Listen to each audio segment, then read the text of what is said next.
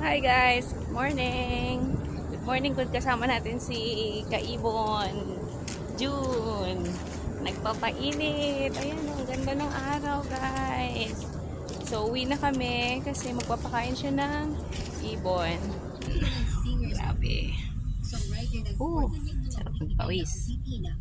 Yan, uwi na tayo guys and we'll continue sa ating daily devotion. Wait lang. So, dito na tayo sa bahay. Good morning again, guys.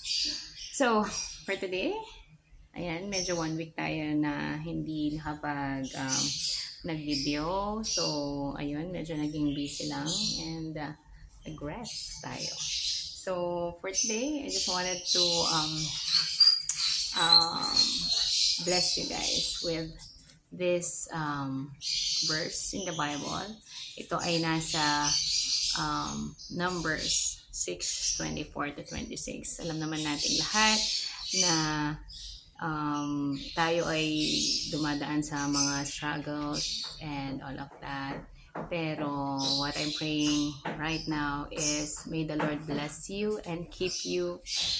May the Lord make His face shine upon you and be gracious to you.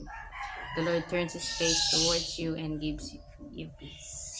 Ayun lang guys. Thank you so much. And I hope everyone have a happy Monday. Always pray, put your faith into Jesus, and don't forget to read your Bible to know more about our God, to know more about Jesus. Bye-bye.